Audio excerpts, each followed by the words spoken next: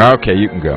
Okay, how are you people out there today on this lovely overcast day in downtown glamorous Sunland where we're broadcasting?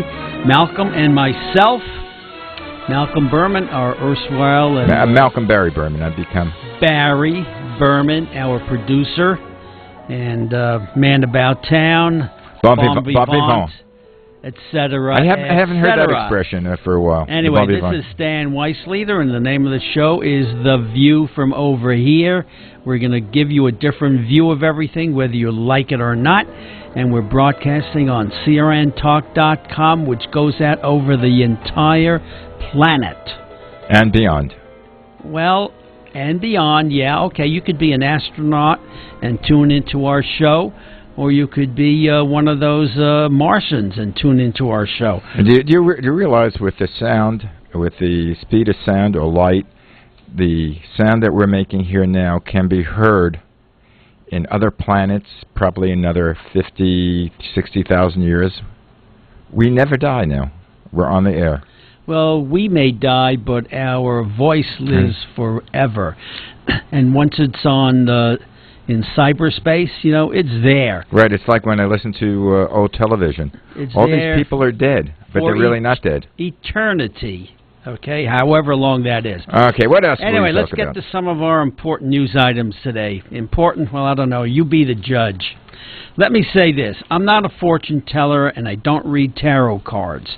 But what I do is to watch, listen, and read.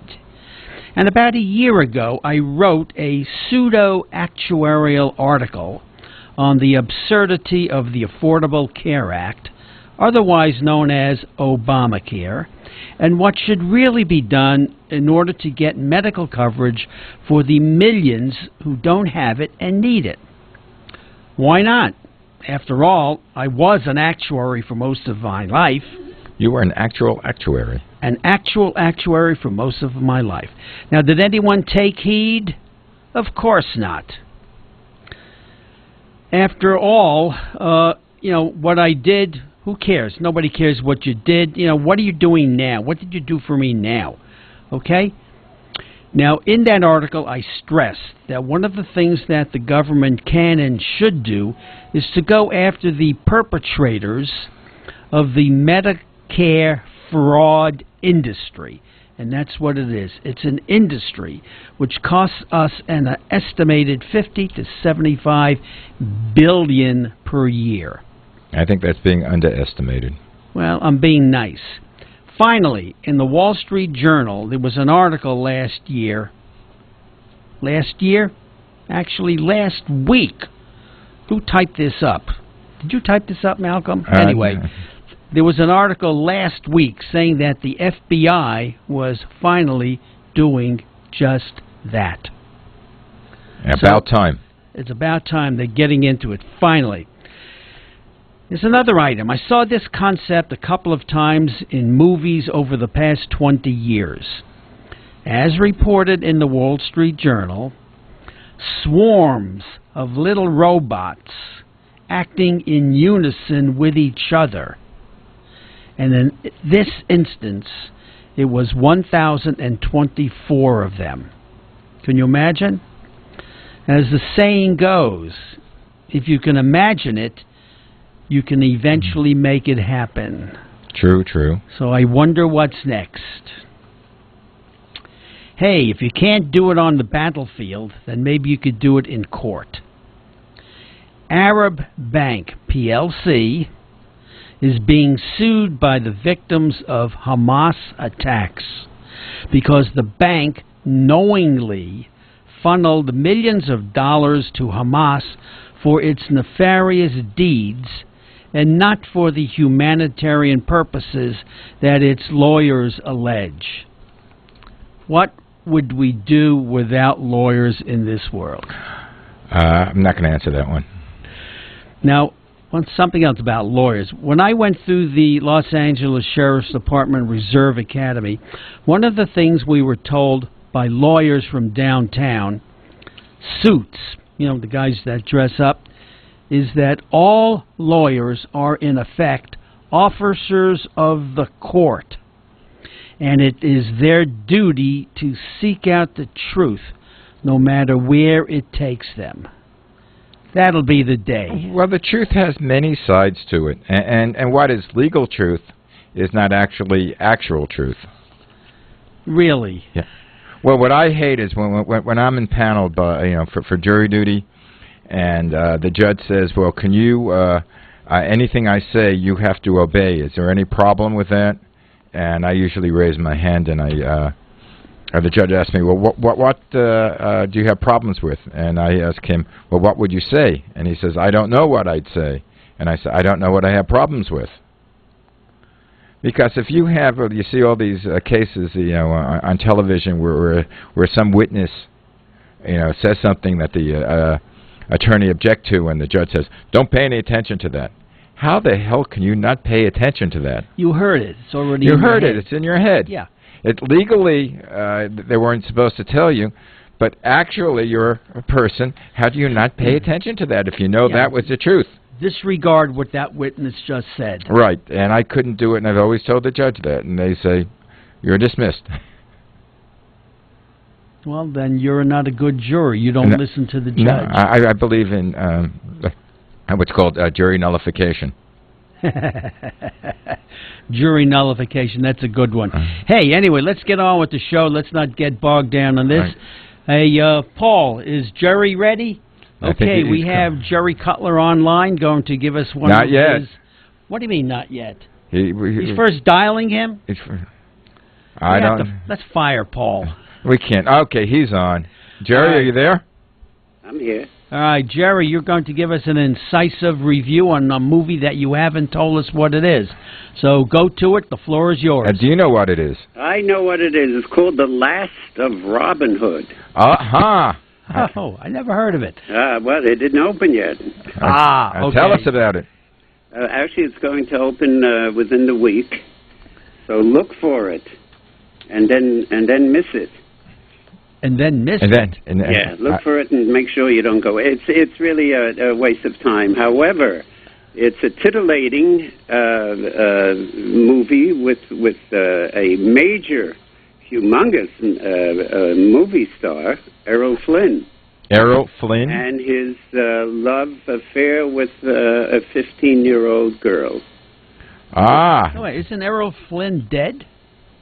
Yes, he is, my friend. And, yes, it's a so biography. The movie, apparently.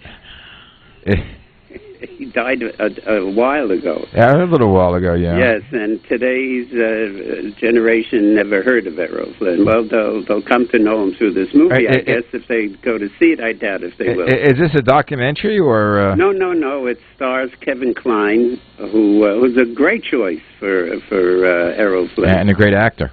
He's a wonderful actor, but it's an insipid role, so he doesn't have much to give to it. And Beverly Adland, remember that? She was the starlet, this young little girl who was 15, her mother who was wacky, Florence Adland. Florence had a wooden leg. She was a former dancer with a wooden leg. Was she a pirate also? I don't know, but I was wondering why she was wearing that patch over her eye. At any rate, she was totally loving the situation, the attention, and the fact that she could hobnob with show business royalty, because as you remember, Stan, I'm sure you remember, Flynn was a major motion picture star. Yeah, and he was big until he got caught with his pants down on his yacht. With Beverly. That was the one? Now, Beverly Adland, yeah, she's played by Dakota Fanning, who's a little older than 15, and I thought it was a terrible choice to pick her to play, but that's neither here nor there. The story is, it just goes. It doesn't really, I don't know why the heck they did it, to be truthful. It's based on a book that Beverly Adland wrote called The Big Love. And The Big Love, obviously, was her affair with him. It had gone on for a long time until word seeped out, and then he was caught. Was there a trial or something? Yes. Yeah, he got off, as I remember. Hey, well, he got off in more ways than one. Yeah. Uh-oh. And Rabbi. What? For shame. No, he got off. He got off from there. He got off from his film. They gave him the films after him, and he was still a man to be reckoned with. So there, don't your mind go off to 30 things. Do you remember his last movie? No, what was it? He played a drunk in it. It has been The Roots of Heaven. Oh, that's right. The Sun Also Rises, which I thought was his best performance ever. No, well, he did one after that called The Roots of Heaven. Oh no, I don't remember that. That was his last. It was his. I thought it was his best part because he played himself, a drunken has-been. Well, did you see The Sun Also Rises? Of course. And I think he was a drunken as well. I guess he was typecast. Well, but he was brilliant. And if anyone hasn't seen The Sun Also Rises, I beg you, go Netflix or something, get it. He's terrific. Or read the book. It's a brilliant book. Yes, I assume everyone read it in high school as required reading. Or the Cliff Notes. But Hemingway was, of course, and Fitzgerald of that era, still two of the greatest writers, as far as I'm concerned. At any rate, Susan Sarandon plays the mother, and I love Susan Sarandon. I really do. But this is, it could have been done by anyone. It's just there, you go, you sit, and you look at it. You're not moved either way. It's not like Roman Polanski with his young little lady, which caused quite a stir, and Polanski is still going on with his career. But did Polanski have an affair with her, or was it one time only? Not with no. That was I think they used to go over the house. Also, I think the mother somehow was involved. This I heard. I don't know if it was a rumor, but maybe they just were playing pinochle. Could very well be. I don't know. I never looked into it, and I really didn't care. So, how many bagels do we have for this movie? Oh, you know what? I love Kevin Kline a lot. But I would give it a generous. I'm being very generous when I give it a 2. I would give it a 1.5, but 2 bagels without a schmear, without anything. Just Jerry, question for you. A day-old bagel, yes. A lot of talent went into making this movie, okay? Well, interestingly enough, it was co-directors, Richard Glatzer and Wash Westmoreland. And these two, they're openly gay guys, so I'm not giving anything away here. And they handled it like it was with kid gloves. They didn't want to get into the more sensual, and God forbid that they did. I was hoping they wouldn't. But even suggestively, they didn't touch any of their affair. It sounds like you're saying, if I'm reading in between the lines correctly, that had it been a different director with a singular purpose, it would have been better. I hadn't read the book. Have you guys? No. Okay. Malcolm, are you sure? Come on, that's the type of book you would read. I have someone read it to you, but well, give it to me. Anyway, Jerry, we're about to end of the segment. I had my 2.5 seconds. Anyway. Anything new for next week? Next week I got a few. I don't know which one I'll pick. I'm going to see a few movies. And do me a favor, bring Jeff along next time. Well, Jeff is down learning how to write grants. Well, I got to talk to that lady. She's taking a class with Tess. I have to talk to her. Please do. Okay, thanks much. All right, we'll see you next week, Jerry. Someday there'll be a cure. Someday we won't lose the people we love. But when is someday? Someday is today. Thanks to the Leukemia and Lymphoma Society, hundreds of thousands diagnosed with blood cancer are today living a normal life. We're making cures happen. Join us. Call 888-HELP-LLS. Go to LLS.org. Help us reach today sooner. Let me take just a moment or two, if I may, and talk about a great place to eat. That's right, for you folks anywhere in the eastern San Fernando Valley, drop into Bob's Big Boys. That's right, in Sun Valley at 8274 Sunland Boulevard.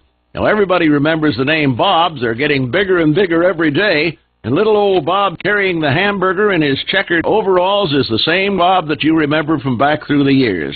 And of course, if you want to go in for a great lunch, remember their classic burger, the original double-deck hamburger combination. Delicious 100% pure ground beef in 2 patties with American cheese, lettuce, and our famous Big Boy special sauce.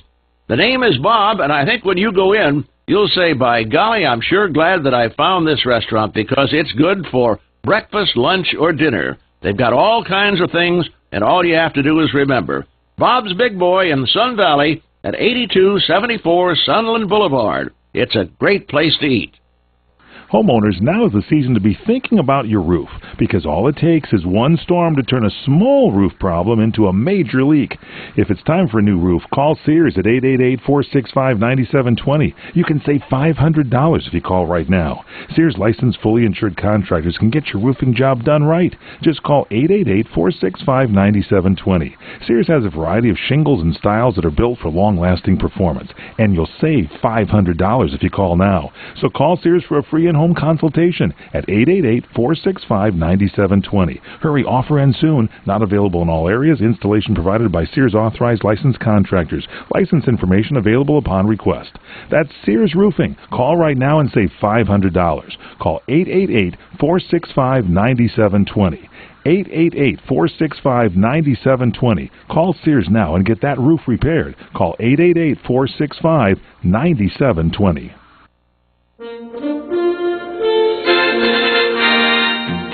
Hi everyone, this is Robert Conrad reminding you to join me each week on CRN for the PM Show with Robert Conrad.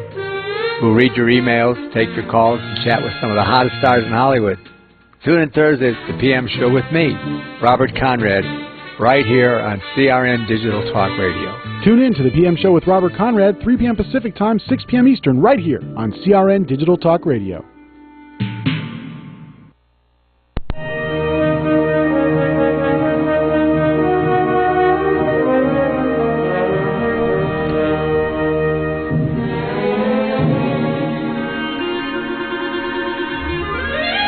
Take it away. Take it away. Where should I take it, Malcolm? Back to New York.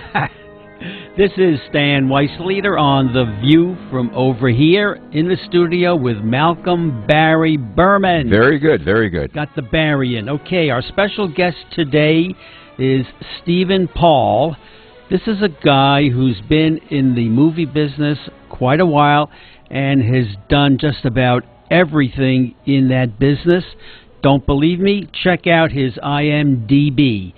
And for those of you who don't know what that means, it stands for, as I recall, International Movie Database. So if anybody tells you I did that, blah, blah, blah, don't believe them. Check it out on the IMDb website. Stephen, are you with us?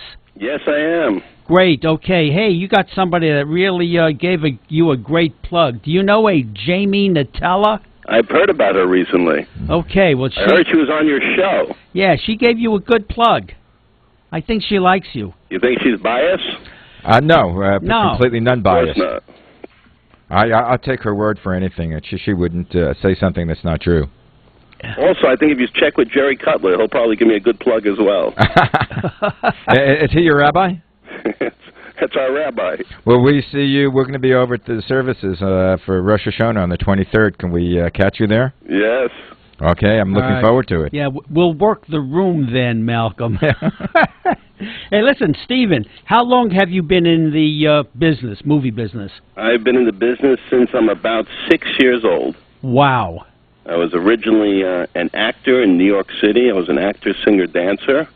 And then I started writing when I was 9, and when I was 12 years old, starring on Broadway in a play called Happy Birthday, Wanda June, that Kurt Vonnegut wrote. Yeah, I remember that.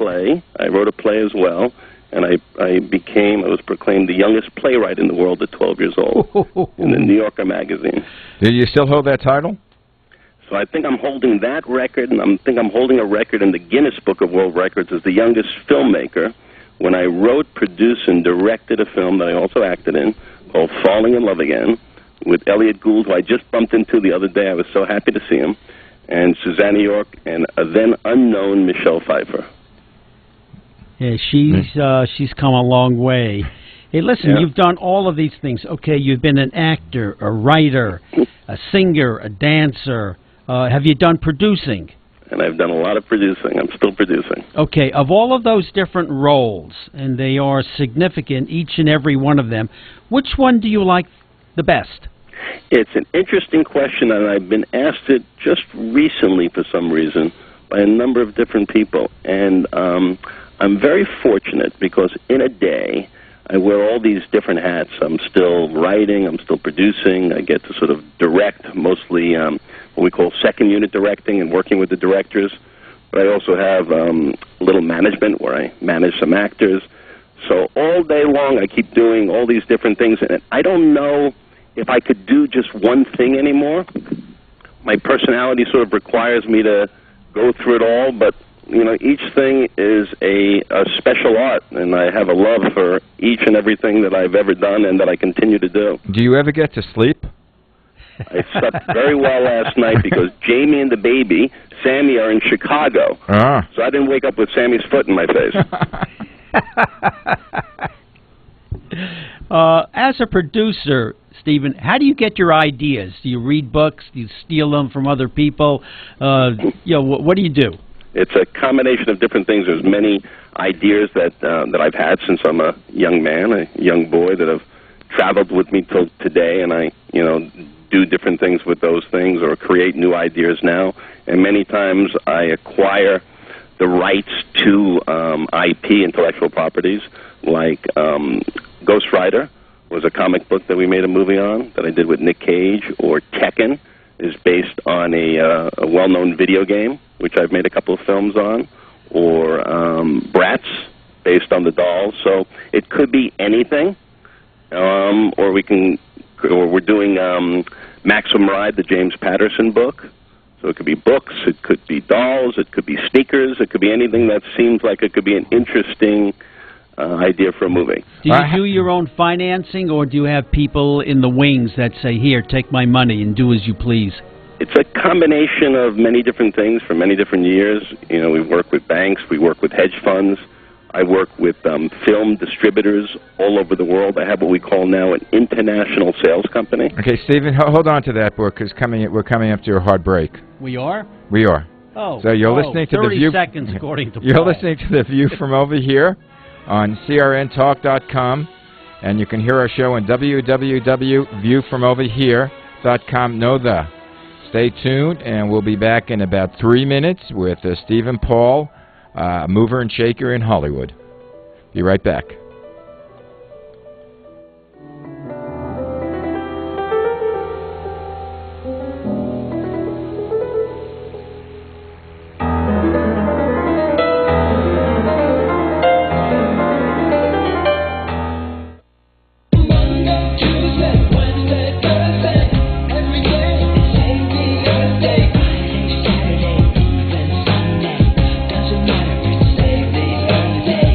Every day is Save the Earth Day, and each of us has a part to play. For more information and how you can do your part to save the Earth, contact us at SaveTheWorld.net. That's SaveTheWorld.net.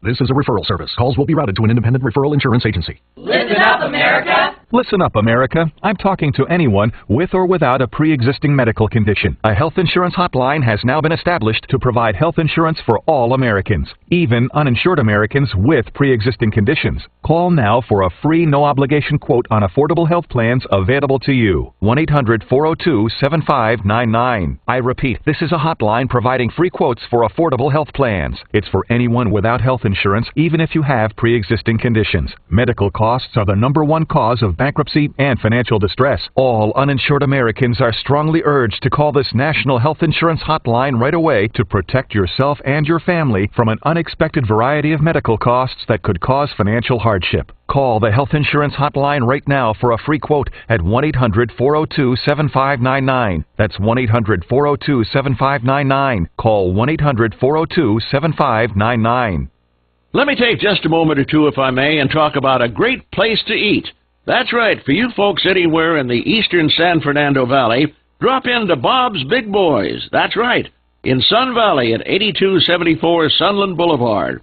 Now, everybody remembers the name Bob's. They're getting bigger and bigger every day. And little old Bob carrying the hamburger in his checkered overalls is the same Bob that you remember from back through the years. And, of course, if you want to go in for a great lunch, remember their classic burger, the original double-deck hamburger combination. Delicious 100% pure ground beef in 2 patties with American cheese, lettuce, and our famous Big Boy special sauce.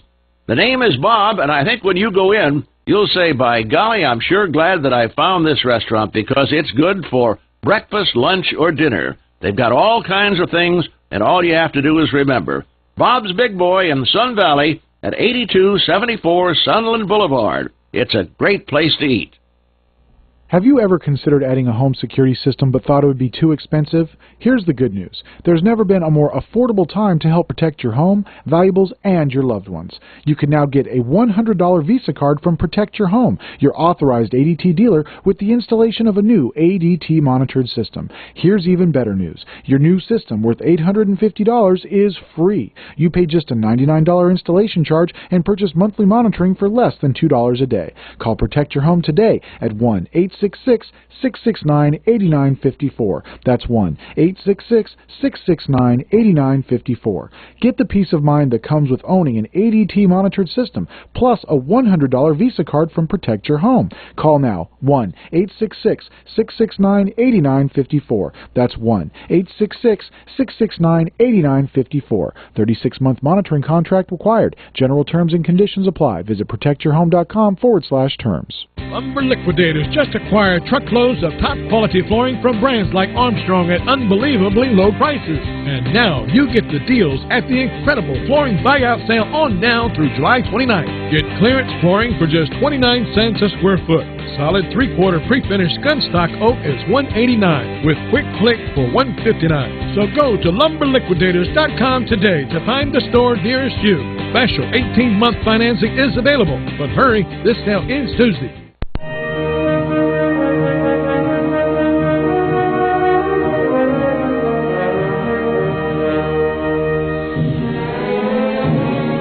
Okay, take over. Take over. Okay. As you usually do. All right, this is Stan Weisleder on The View from Over Here in the studio with Malcolm Barry Burman.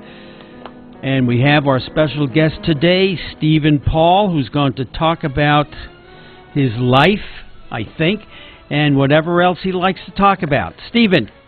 Yes. Questions for you. Where are you from? You didn't say, we didn't ask, but I'm asking now. I'm from New York. What part? I was born in the Bronx.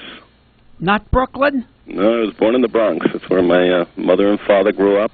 And my first picture, actually, Falling in Love Again, was about their love story and their growing up in the Bronx.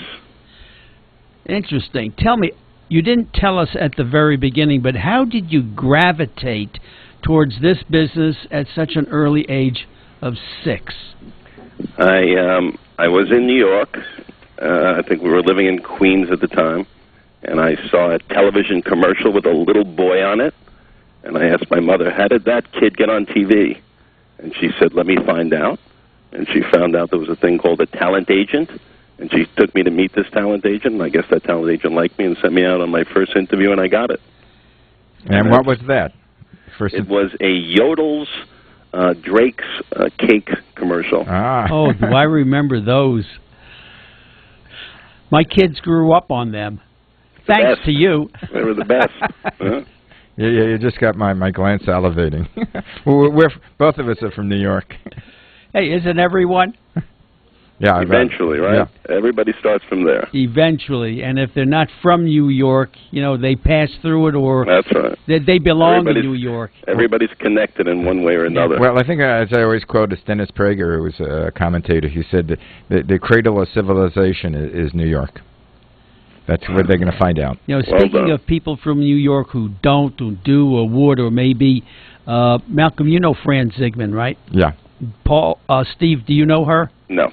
Okay, she and her husband, Lou, Zygmunt. They used to run the New York Alumni Association. They did it for 25 years, where they would put up a show at Beverly Hills High School.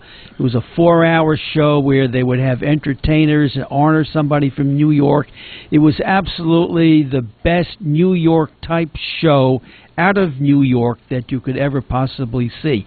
Anyway, if you were talking to Fran, you would swear that she's from New York. And she's not. She's born in L.A. Well, through the association, you get the accent, probably. It rubs off. It's funny, though. You meet people along the way, and you actually do feel like they're from New York. There's so many people, and I could swear they're from New York because they have more of a New York accent than I do. Well, I'll tell you a funny story about that. Valley. I got to tell you this story, Steve. When I first started to come out to L.A., this is, I don't know, way back, long time ago, I'm at a car rental agency, signing up for my car, and the girl behind the counter says, "You're from New York, aren't you?" I said, "Wow, does my accent give me away?" And she said, "No, it's your attitude." And that's true. I didn't make that up. Anyways, if you, you've done so much.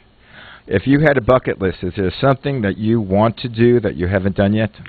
Yeah, there's many things that I want to do. There's a lot of films that I want to do, but I also like building. So, we've just started a domestic distribution company so that we can put, films and television things out ourselves. And I'm looking to just keep building and building. I don't want to ever retire. I want to just pass away into the night. Yeah, you can't retire. People who retire die. No, don't want to ever retire. I just want to keep building and building and building and just do anything in the media space that I can think about doing. I just love everything in the media. In today's world, have you thought about putting your own, online streaming type of thing, or show, or even network show on cable? I'll tell you, that scares me. We keep getting approached, and even the family members keep saying, "Well, why don't we just do a live TV show about us?" I said, "God forbid, God forbid everybody should see everything that we're doing every day." Well, years ago, I was working with this comedian Dave Brenner. Yep. And I wanted to put a live camera in his house. He wanted to get his whole family involved and to do this online streaming, just to see what he says in the morning. These shows, you watch these things, and it's hysterical. I get into it every time I watch anybody say, I go, "That's amazing." Well, it's like watching a car chase. You don't know what's going to happen. Yeah. And you're staying there. Stephen, question for you. I'm sure people have already asked this.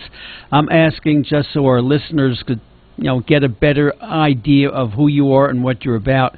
You've done so many different things in the movie industry. Have you ever done porn or soft porn, or have you thought about it? Or would you like to? Did you recognize me in one of those movies? Yeah, but you had the I did meet Harry Reams as a young kid. Well, that's good. Okay, you are well-rounded. Harry Reams? Okay. I remember the name, yeah.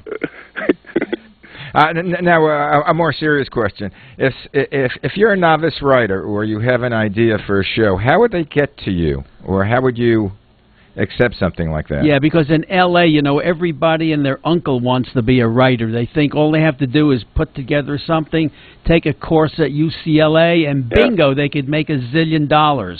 And we know that's not so. Or is it so? It's not easy. Most of the time we try to only take screenplay submissions through agents or through managers, because if we were just to take all scripts or ideas from everybody, we wouldn't really even be able to get through everything and you'll read get everything. Sued every time you turn it down. And then there's also always the possibilities of that. So companies are usually very careful in what they accept to read.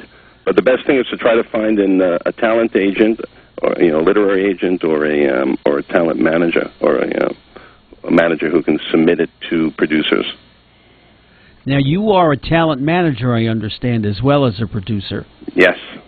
So you have 2 hats. So No, you have 6 hats. So you can present it to yourself then. I talk to myself. I negotiate with myself many times. I've hung up on myself so many times it's getting ridiculous. Yeah, and then he can finance it, he can produce it, he can direct it, and he can act in it. Who are some of the talent that you represent? I represent John Voight, and I represent even my niece, Skylar, who has starred in many of the pieces that we've done and other pieces. Skylar Shea. Skylar Shea. Or in the Baby Genius movies that we've made. Ah, those are cute movies. Yeah. And then a number of other people. Our management company is growing. We have some writers in there and directors. We have Nicholas Drecke, who did Arbitrage, and Richard Kelly, who directed Donnie Darko. Mm-hmm. Stephen, a lot of times you hear somebody say, it could be a director or a movie star, and they passed up on a certain project. Oh, I don't like it, for whatever reason. Maybe the moon wasn't right that night, and it turns out to be a monster hit. What have you passed up on that you would admit to? Well, I won't mention any ones that I've passed up on, but I'll tell you what I wanted to do. Well, actually, no, I can't say that I didn't pass up on, but I'll tell you a quick story. So when I was 12 years old, and I was starring in this piece, Happy Birthday, Wanda June, they took me to California to do the film version of it for Columbia Pictures at this time, and it was the first time I came out to California. At that same time, I went for an interview for a piece called Willy Wonka and the Chocolate Factory. I remember that one. And coincidentally enough, I was talking to Gene Wilder today. But I had gone up for like 2 or 3 interviews, and I never went back to the final callback because I went out to California to do Happy Birthday, Wanda June. So there was a slight possibility I could have been that little boy in Willy Wonka and the Chocolate Factory. We'll never know.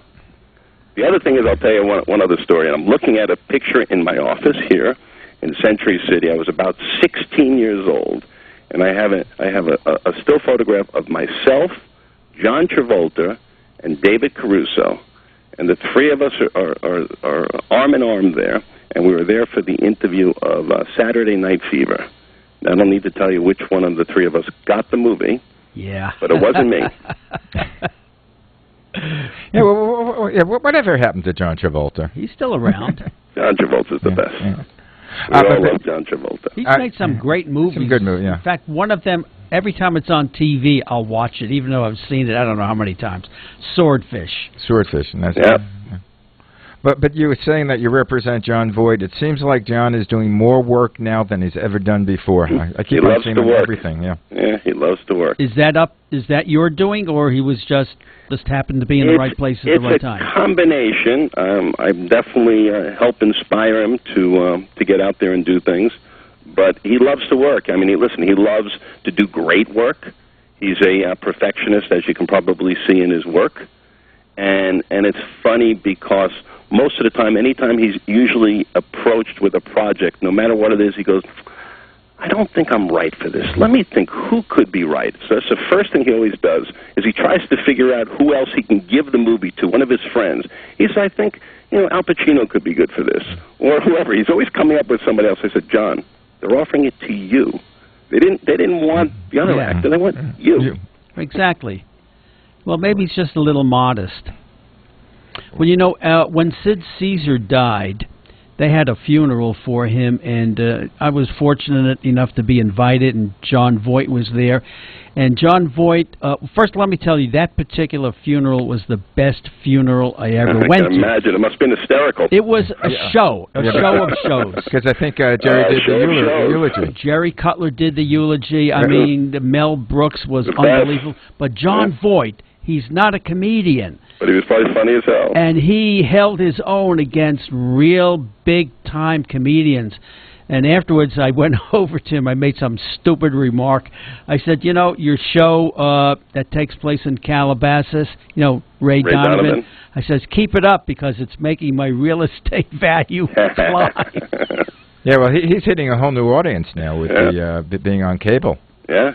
He's been nominated for the Emmy for Best Supporting Actor. Has he? Are you going to be at the Emmy Awards? Yes, I will be. Yeah, be sure to wave to us. I'll wave to you. Just know when I'm waving, it's to you. I will know that. Yeah, we'll be watching it on TV, Malcolm, right? Okay. Right. But anyway... And you'll recognize me. I'll be the guy next to John Voight. All right, good. John, when I first moved into my neighborhood in Sherman Oaks, John was my neighbor. And every morning about 6, 7 o'clock, he'd be walking his dog, which was a golden retriever. Oh, well. That's my John Voight story. Yeah, Joe Buck has come a long way. It's almost as good as the car story on, what was the show with Jerry, the famous car. They go, it's owned by John Voight, and he ends up Jerry Seinfeld? No. Jerry Seinfeld. You know the Jerry Seinfeld episode? Yeah. With the John Voight car? It's 6 degrees of separation from John Voight. He used to also do the telethons, the Chabad telethon? The Chabad, yeah. Yeah. In fact, I think he's more Jewish than anything else, but I know... He loves dancing with the Hasidics. Yeah. And he does a great job of it, wearing his yarmulke. Yeah, him and Jerry Weintraub. Yeah. Now, you know him a long time since you represent him. Did he do anything before that part where he plays Joe Buck, or was that his first part? I think that was his first major part, but I think he had done a few things before that, including on Broadway. If I remember correctly, I think he might have been in Sound of Music. Sound of Music, huh? Yeah. Well, he could have been. Well, it's interesting because sometimes you think somebody, wow, they just got discovered, but they've been working their butts off Of before. course. Like and then it's an overnight success. Yeah, like next week we have on Tony LoBianco. And I thought he started off with the French Connection back in '71, okay? So I Google him and I get his IMDb. He has about a dozen credits before the French Connection. Tony LoBianco and I worked together when I was about 9 years old. Wow. In a thing, I think it was for Channel 13 at the time. It's so a that's small how long world. he's been working. Yeah. It's a very small world out there. Small world. I'll tell you, it's so small. Like when we were talking to Jamie a week ago, she knows the same accountants that I know. I can't believe it. You know, the world it shrinks more and more and more. Right. Well, it's the same way. It's the same way when we met. She said, "Oh, Jerry Cutler's on your show, Rabbi Cutler. He comes over and gives chali all the time to my husband." We'll all be meeting up at Lenny's Deli later. Ah. Oh, that Lenny's Deli. Yeah, I remember. Yeah. Where's Lenny's Deli? It's on. Lenny's is the old Juniors. Yeah. Oh, okay. They changed the name. I have to call them to see what time that shoe shine guy is outside. He's the best. My shoes need a polishing so badly, and I don't know where to go. There's not many around anymore, right? In fact, that's the only one that I know. Anyway, Steve, what is your next? Like Yiddish, it's getting forgotten. What is your next project? So there's a few projects that we're working on. There's a big piece I'm putting together called High Speed, which is sort of an international car movie like Cannonball Run meets Fast and the Furious. Yeah, that generally gets a good international audience because your words don't have to really be... Yeah. Dialogue doesn't have to be spoken. It's all the action. And then there's a piece we're doing called Ghost in the Shell that we're doing with DreamWorks and Steven Spielberg, based on a very famous Japanese property. And then another piece that I'm doing with John Voight with the History Channel, based on Einstein, a miniseries. Interesting. All of these cable stations are... getting new and exciting type of projects. We just did something with, I was reading something with, Manhattan with WGN. They've had a huge article. Anyway, Stephen, our time is out. Well, wait. We have 60 I seconds. just wish we could just keep going for days. Actually, stick on. I think we can. We're coming back. I think we have 2-3 minutes after the break. Yeah. So stick around, and then we'll say goodbye. No, then we'll ask you the real hard questions. Anyway, you're listening to The View from Over Here on crntalk.com, and you can listen to back shows on www.viewfromoverhere.com. Stick around when we say goodbye to Stephen Paul. Bye. But come back, Stephen. Don't go away.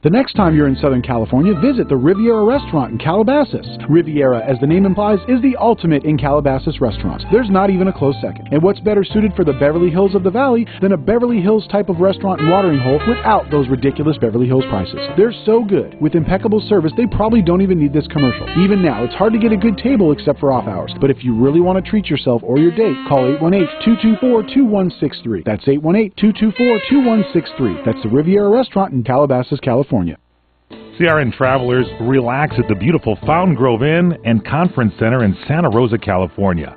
Come to quality and come to luxury. Experience the newly renovated guest rooms. They're generously sized and they're decorated in the Tuscan tradition. They have great, incredible pillow-top mattresses, luxurious linens, and down-filled comforters. The Fountain Grove Inn also offers complimentary Wi-Fi and internet access.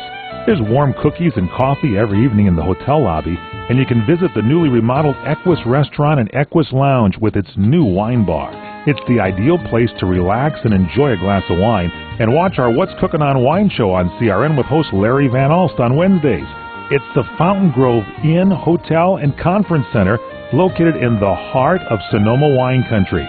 It's easily located in Santa Rosa off the 101 Fountain Grove Parkway exit. Call 707-578-6101. That's 707-578-6101 or visit fountaingroveinn.com. If you're diabetic, this message could change your life. Is your blood sugar out of control even when you do all the right stuff? Are you afraid of diabetic blindness and the risk of amputation, as well as all those other side effects? Well, you should be. Is there anything that could help manage your blood sugar? Nobides is a natural supplement that may quickly and dramatically lower your blood sugar. My name is Bob Corder. I've been using Nobides for about 3.5 to 4 months now, and in the first 3 months, I've actually lowered my blood sugars from 500s down to 139, and then it dropped to 88 to 93. My name is Kirsten. I'm a type 1 diabetic, and while taking Nobides, my blood sugar levels dropped from 295 to 115 in just 1 day. The FDA hasn't evaluated these statements, and Nobides isn't intended to diagnose, treat, cure, or prevent any disease. But for many, it's helped drop their blood sugar. So if you've been evaluated with high blood sugar, don't delay. Evaluate Nobides now. Call 800-553-6717 and get 2 bottles free. Just cover shipping and handling. Call 800-553-6717. That's 800-553-6717. The Trees, an epic novel by Stan Weisleder, told in the Godfather fashion, with 2/3 of the book taking place in Las Vegas and describing the transition from the mob to Howard Hughes to corporate America. This book is Las Vegas. Jim Santangelo from the International Brotherhood of Teamsters said, "I didn't grow up in New York or Las Vegas. I grew up in Jersey City, but I know everyone in this book. I loved it." Hal Rothbart, publisher, says, "I wish I had written it." The Trees by Stan Weisleder.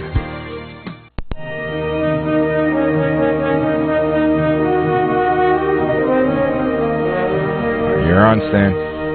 I'm on? You're on. I'm not off. I'm on. You're on. Okay. Stephen Paul, I have another question for you. Okay. We would like to be in contact with you and let you know what we're doing, as we do with Jamie. So would you be so kind as to let us have your email address? Okay. Or your website.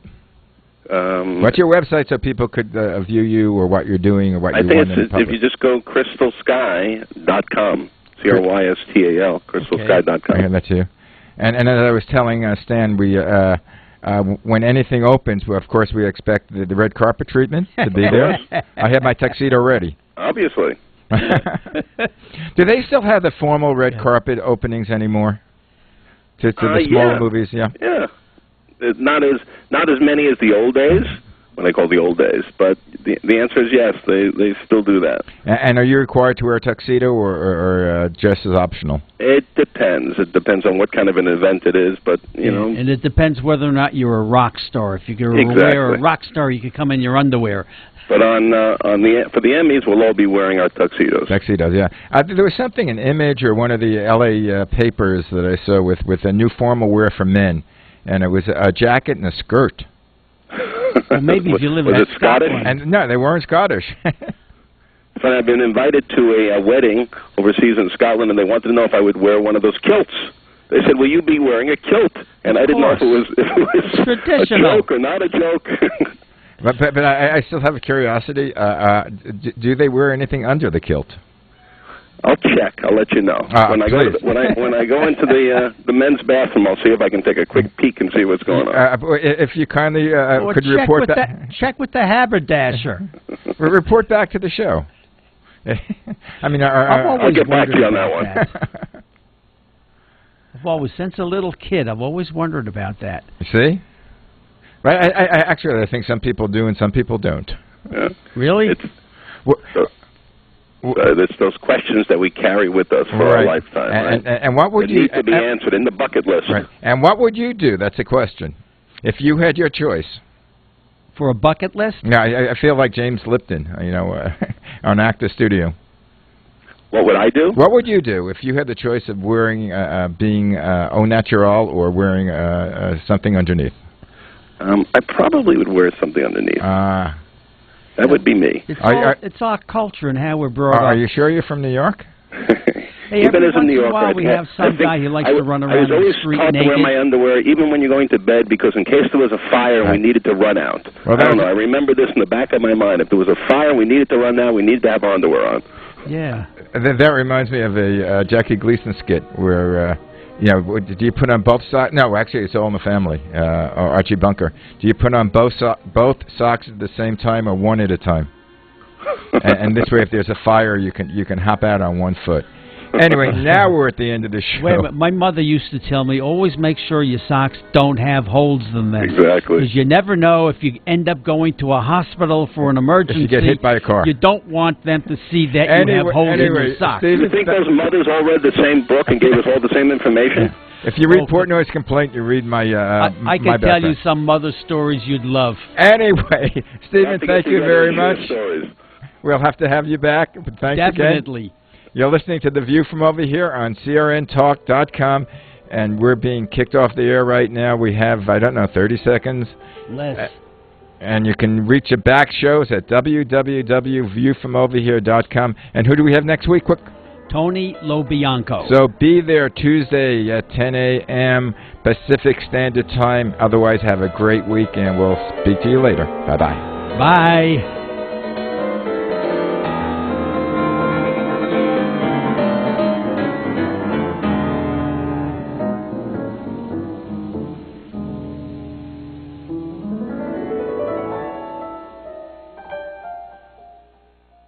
The View from Over Here is a co-production of Infinity X and TBG International. For further information, contact Malcolm Burman at 818-687-2784. That's 818-687-2784. Which was most appropriate because that was your theme.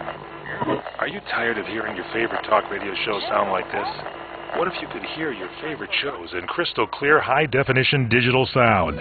Well, with CRN Digital Talk Radio's 6 channels of high-definition radio, you can now hear all of your favorite hosts like you've never heard them before in CRN HD.